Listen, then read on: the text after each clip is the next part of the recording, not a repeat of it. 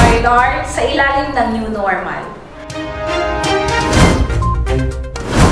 We are shifting to fifth gear to continuously provide needed services to our varied clienteles, most particularly to small farmers and fishers under the new normal environment.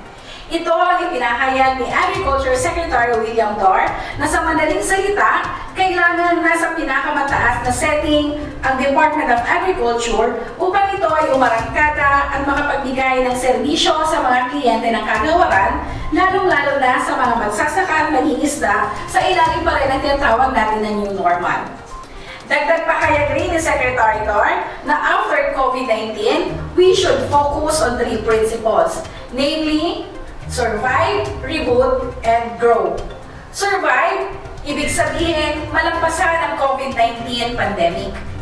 Upang maisagawa ito, pinalawak ng DA-ATI ang advokasya tungkol sa urban agriculture at backyard gardening.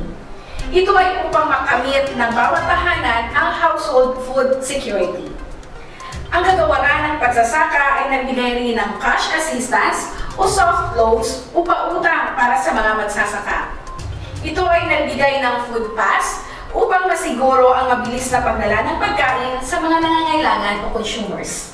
Sa pamamagitan ng kadiwa ni Ani at Kita, nagkaroon ng direktang access ang mga magsasaka sa mga consumers.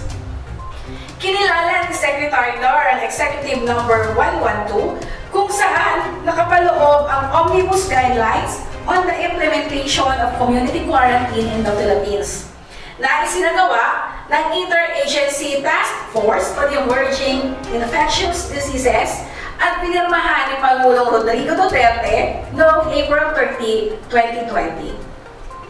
Inatasan ni Secretary Dar ang mga DA-attached agencies at organizations na siguruing walang hahadlang sa pagdala ng mga frontliners sa food value chain. Kasama na ang mga empleyado ng departamento maging sa central office o regional field offices.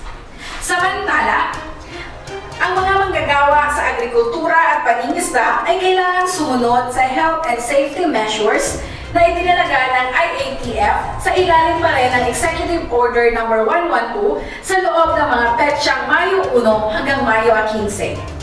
Dagdag pa dito, ang mga may karamdaman kahit anong edad ay hindi papayagang bumalik sa trabaho upang maiwasan ang peligro sa hanay ng mga magsasaka, mangingisda at mga empleyado ng kagawaran.